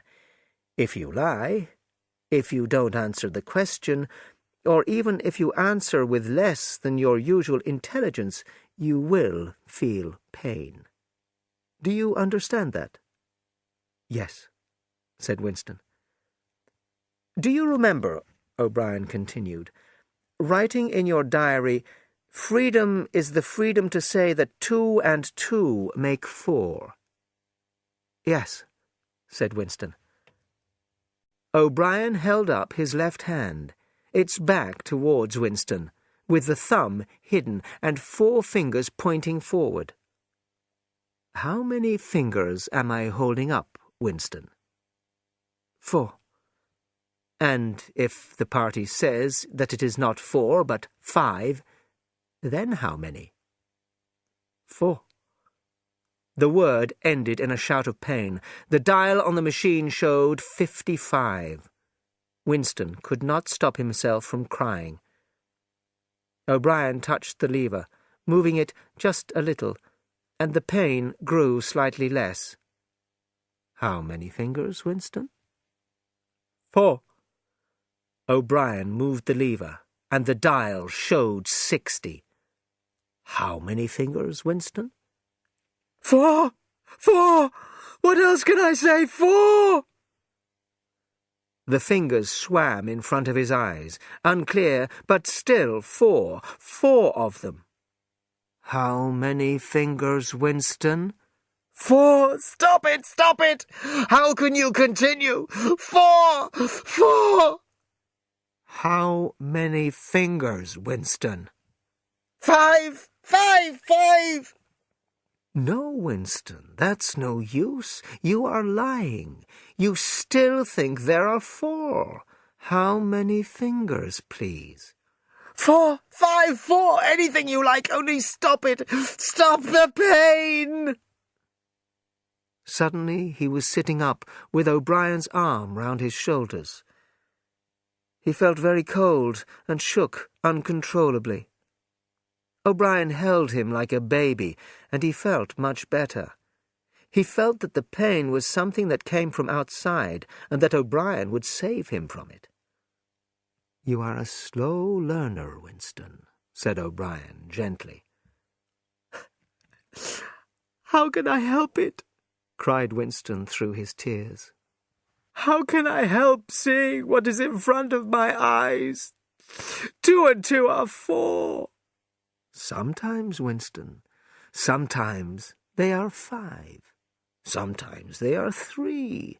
Sometimes they are all of them. You must try harder." He put Winston back down on the bed.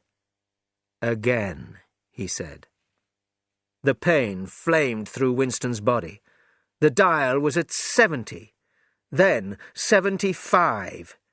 He had shut his eyes this time. He knew that the fingers were still there, and still 4. He had to stay alive until the pain was over. He did not notice whether he was crying out or not. The pain grew less again. He opened his eyes. "How many fingers, Winston?" 4. I would see 5 if I could. I am trying to see 5. "Which do you wish? To make me believe that you see 5, or really to see them?" "Really to see them." "Again," said O'Brien. Perhaps the machine was at 80, 90. Winston could remember only now and again why the pain was happening. In front of his eyes, a forest of fingers seemed to be moving in a kind of dance. He was trying to count them. He could not remember why. He knew only that it was impossible to count them, and this was because 4 was, in some strange way, the same as 5. He shut his eyes again. "How many fingers am I holding up, Winston?" "I don't know. I don't know. You will kill me if you do that again. 4, 5, 6, I honestly don't know." "Better," said O'Brien. Winston wanted to reach out his hand and touch O'Brien's arm, but he could not move. The old feeling about him came back. It did not matter if O'Brien was a friend or an enemy. O'Brien was a person he could talk to. Perhaps people did not want to be loved as much as understood. O'Brien had caused him unbelievable pain, and soon would probably kill him. It made no difference. They shared the same experiences. There was a place where they could meet and talk. O'Brien was looking down at him with a look that suggested he felt the same thing. When he spoke, it was like talking to a friend. "Do you know where you are, Winston?" he said. "I don't know. I can guess. In the Ministry of Love." "Do you know how long you have been here?"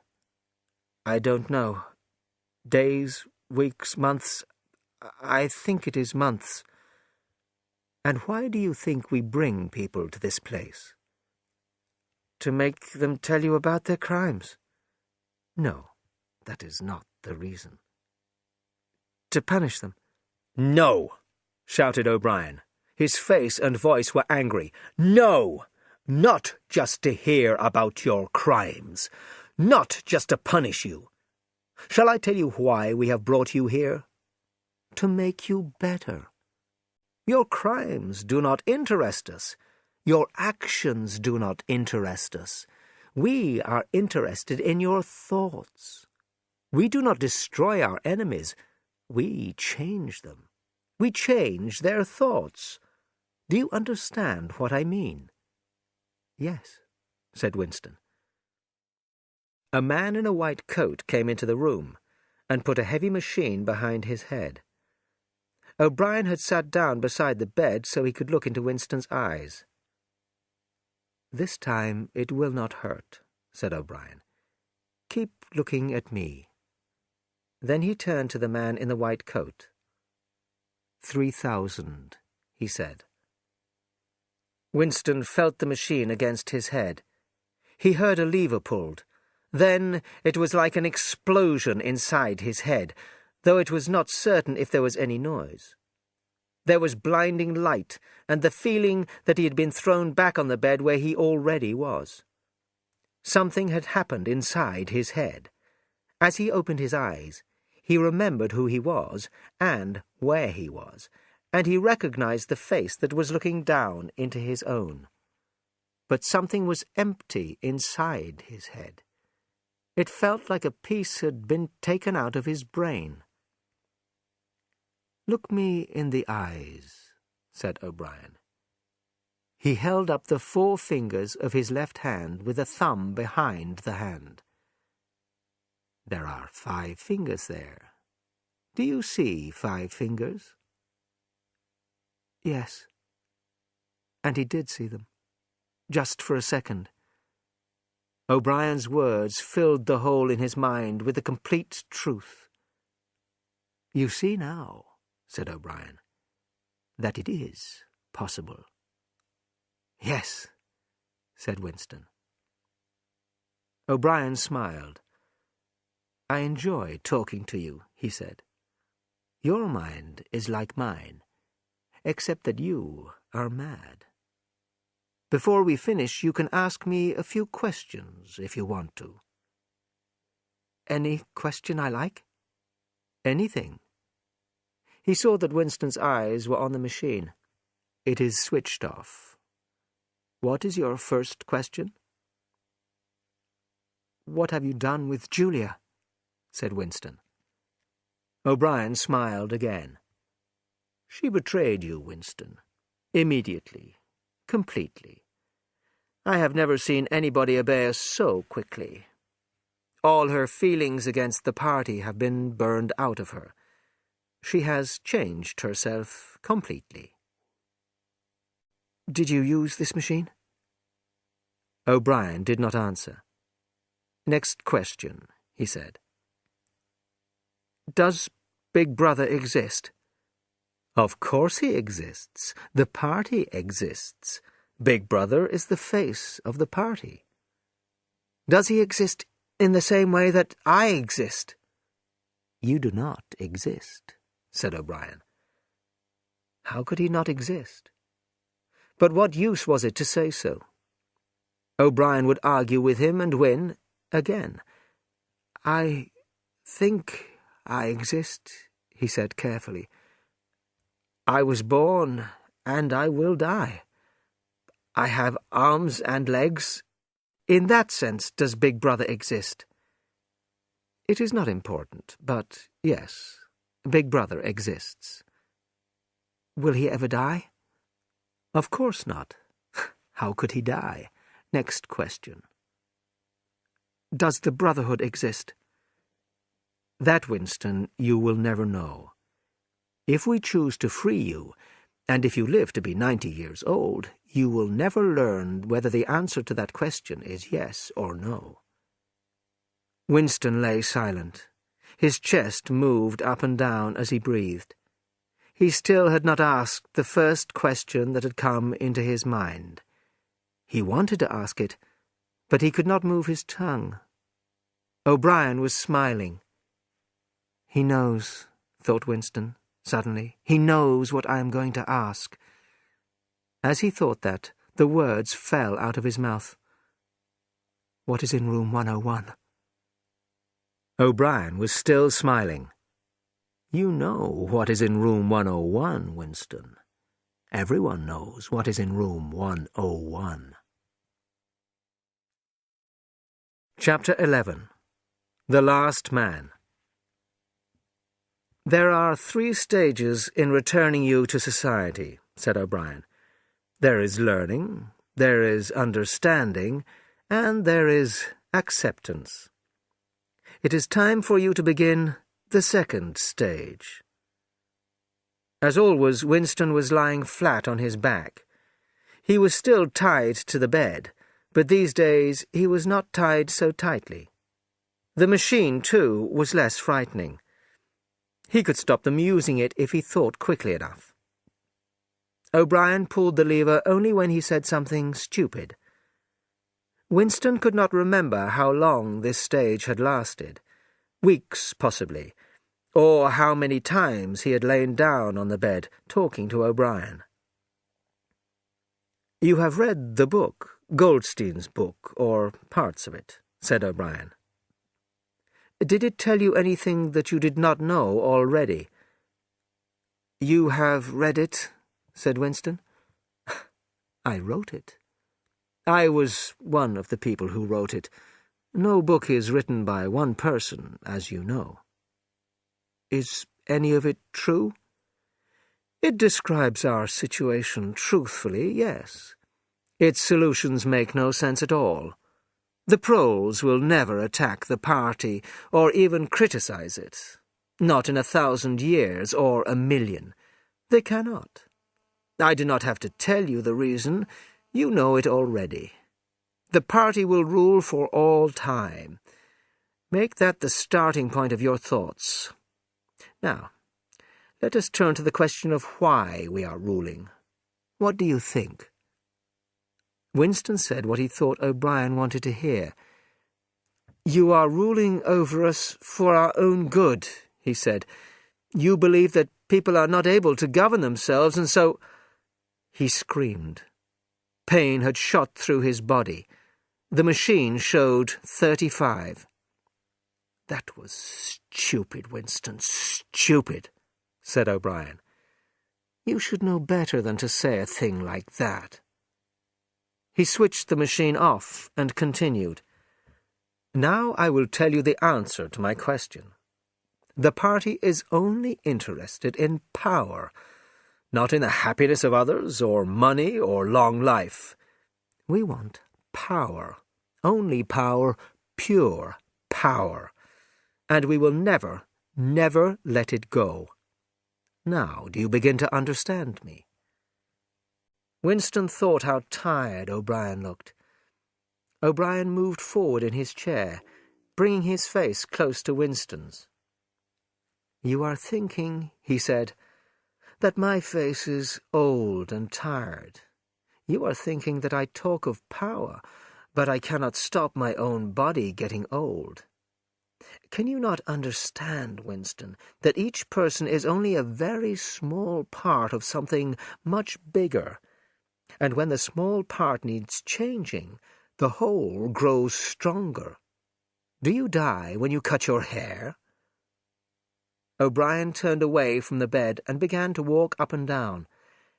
"You must understand that power belongs to the group, not to one person.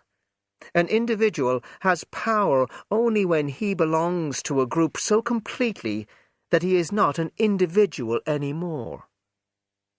The party says that freedom is slavery, but the opposite is also true. Slavery is freedom.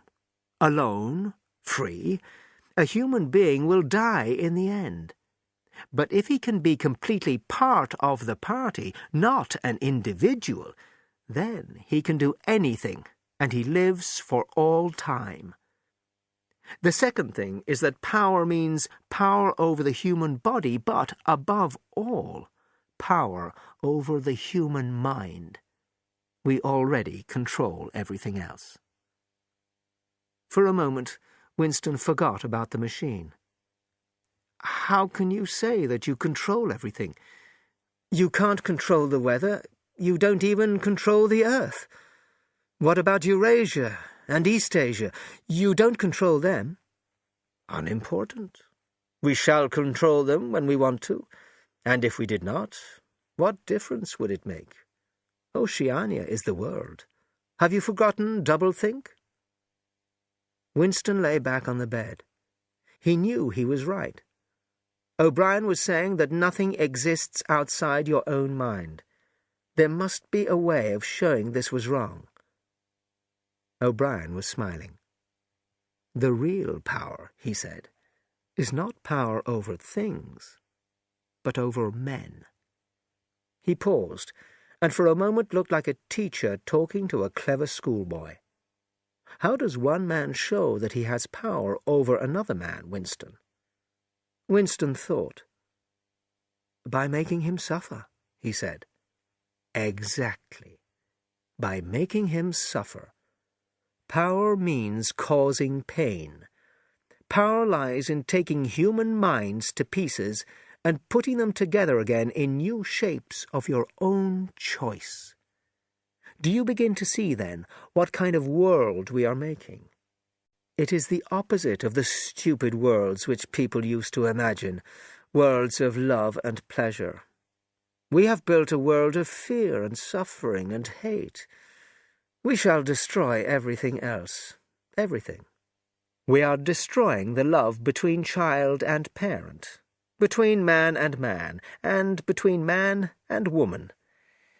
In the future, there will be no wives and no friends. Children will be taken from their mothers when they are born. There will be no love, except the love of Big Brother. Nobody will laugh, except at an enemy they have destroyed. There will be no art, no literature, no science. If you want a picture of the future, Winston, imagine a boot stamping on a human face, forever." Winston could not say anything. His heart seemed frozen. O'Brien continued. "You are beginning, I can see, to understand what that world will be like. But in the end you will do more than understand it. You will accept it, welcome it, become part of it." Winston was still just strong enough to speak. "You can't," he said weakly. "What do you mean, Winston?"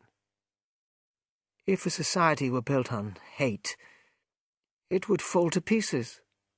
No. You think that hating is more tiring than loving. Why should it be? And even if it was true, what difference would it make? Winston was helpless again, unable to argue, unable to find the words to explain the horror that he felt. "Something will beat you," he said finally. "Life will beat you." We control life, Winston. And we control the way people are. People can be changed very easily, you know. No, I know that you will fail. There is something in all human beings that will beat you. And are you a human being, Winston? Are you a man? Yes. If you are a man, Winston, you are the last man. Your kind of man is finished. Do you understand that you are alone? You are outside history. You do not exist. His voice changed as he gave Winston a hard look. And you think you are better than us, because we hate and cause pain. Yes, I think I am better. O'Brien did not speak. Two other voices were speaking. After a moment, Winston recognized one of the voices as his own. It was the conversation he had had with O'Brien on the night he had joined the Brotherhood. He heard himself promising to murder another person, to cause the death of hundreds of innocent people, to make a child blind and destroy its face. O'Brien pressed a switch, and the voices stopped. "Get up from the bed," he said. Winston got off the bed and stood up with difficulty. "You are the last man," said O'Brien. "Are you really better than us? You're going to see yourself as you are. Take off your clothes." Winston took his dirty overalls off and saw himself in a three-sided mirror at the end of the room. He cried out at the horrible sight. "Move closer," said O'Brien. "Look at yourself closely in the three mirrors." Winston had stopped walking towards the mirror because he was frightened. A bent, grey-coloured thing was walking towards him in the mirror. His face was completely changed.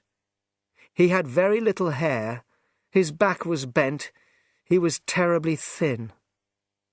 This looked like the body of an old, dying man. "You have thought sometimes," said O'Brien, "that my face, the face of a member of the inner party, looks old and tired. What do you think of your own face?" He pulled out a handful of Winston's hair. "Even your hair is coming out in handfuls. Open your mouth. 9, 10, 11 teeth left. How many did you have when you came to us? And they're dropping out of your head. Look here." He took hold of one of Winston's few front teeth between his thumb and two fingers. Pain filled Winston's face. O'Brien had pulled out the loose tooth. He threw it across the cell. "You're falling to pieces," he said. "You are dirty. Did you know you smell like a dog? What are you? Just a dirty animal. Now, look into that mirror again. That is the last man." Before he knew what he was doing, Winston had sat on a small chair near the mirror and started to cry. "You did it," he said, through his tears. "You made me look like this." O'Brien put a hand on his shoulder, almost kindly. "No, Winston, you did it yourself when you stopped obeying the party." He paused for a moment and then continued. "We have beaten you, Winston. We have broken you. You have seen your body. Your mind is in the same state. There is nothing that we did not make you do." Winston stopped crying. "I have not betrayed Julia," he said. O'Brien looked down at him thoughtfully.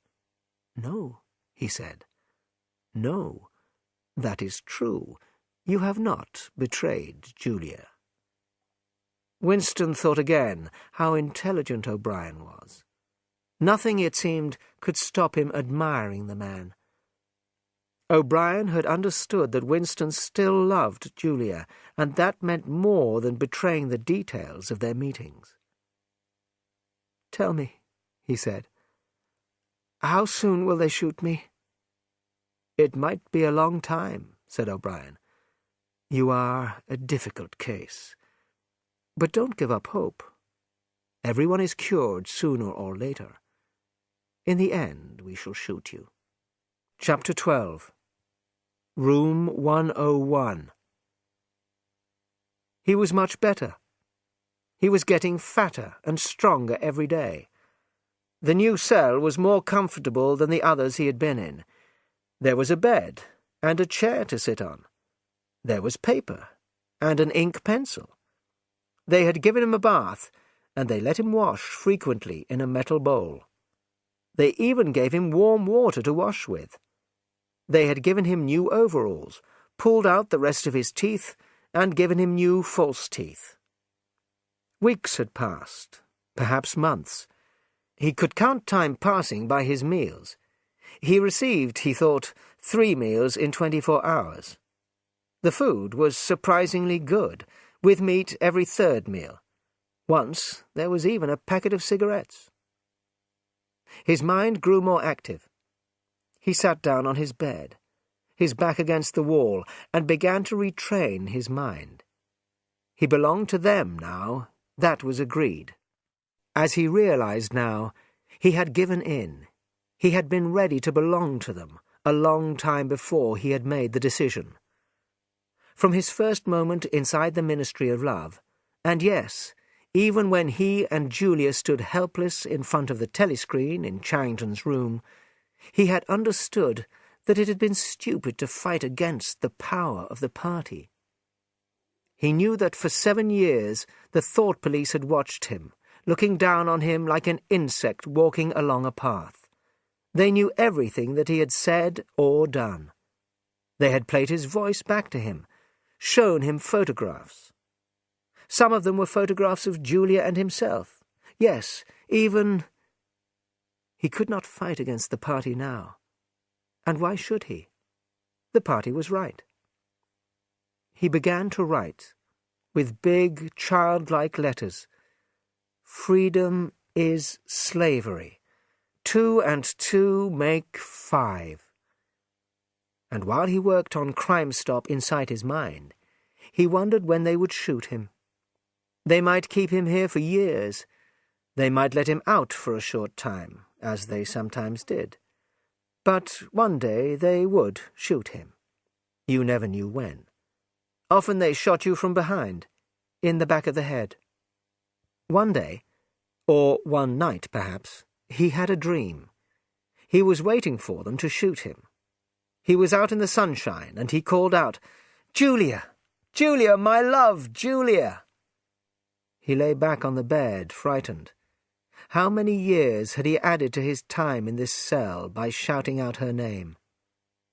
There was the noise of boots outside. O'Brien walked into the cell. Behind him were the officer with the emotionless face and the black uniformed guards. "You have had thoughts of betraying me," he said. "That was stupid. Tell me, Winston, and tell me the truth, because I will know if you are lying. Tell me, what do you really think of Big Brother?" "I hate him." "You hate him? Good. Then the time has come for you to take the last step.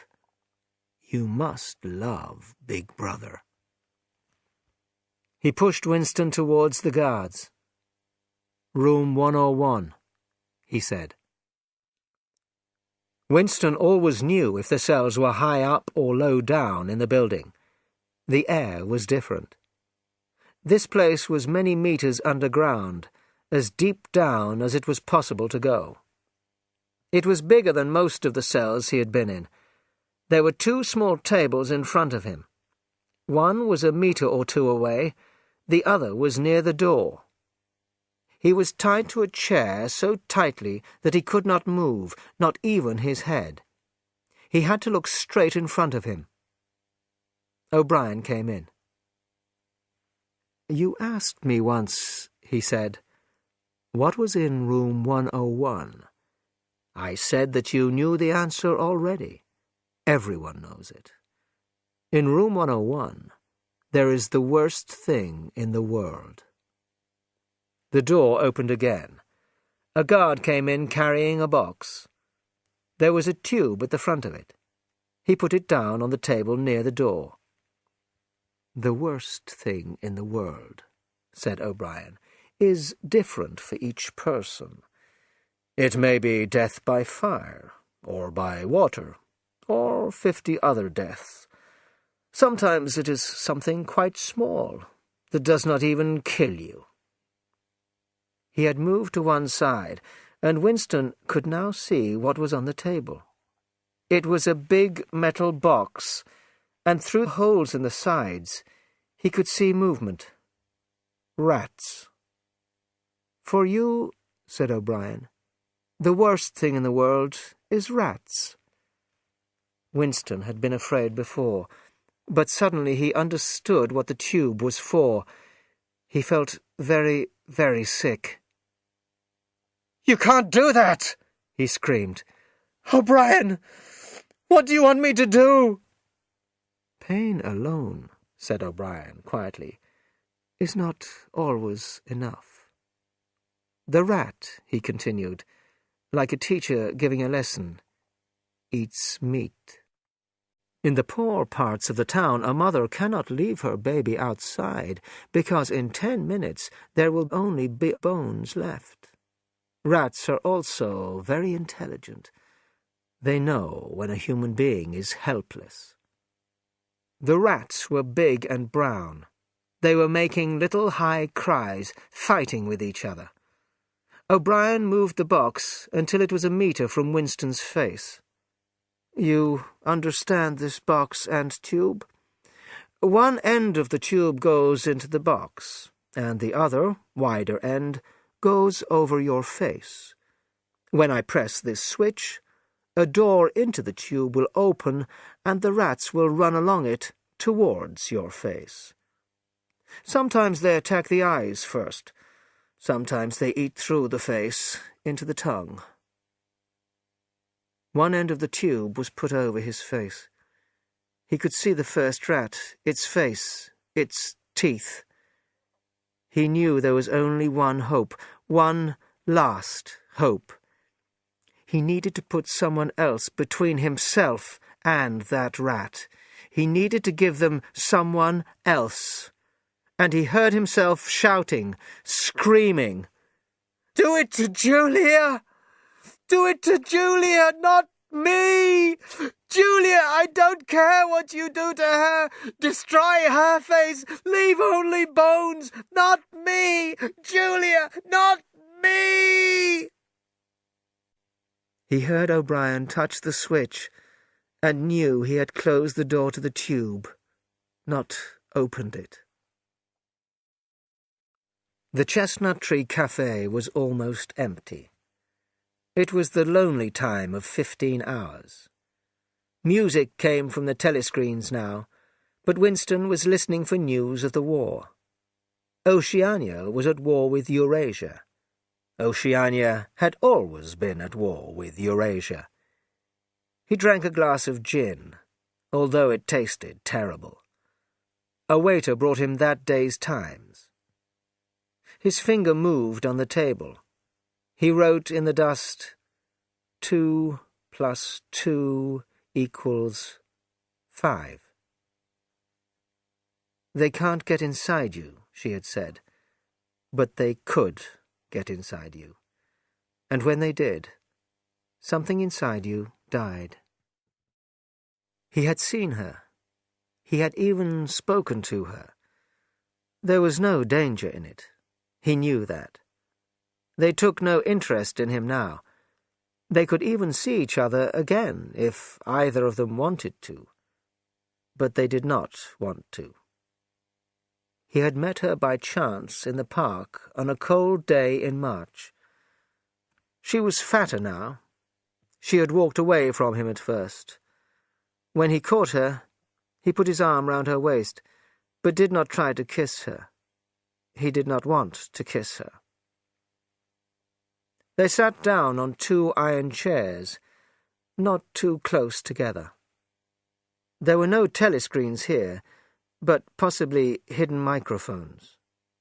It did not matter. "I betrayed you," she said. "I betrayed you too," he said. "In the end, they do something so terrible that you say, 'Don't do it to me. Do it to somebody else. Do it to the person I love. You only care about yourself.'" "You only care about yourself," he had agreed. And he had meant it. He had not just said it, he had wished it. He had wanted her at the end of the tube when they... Something changed on the telescreen in the Chestnut Tree Cafe. The music stopped, and the face of Big Brother filled the telescreen. Winston looked up at the enormous face with a moustache.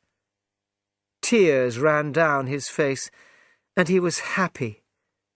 He had won the fight with himself. He loved Big Brother.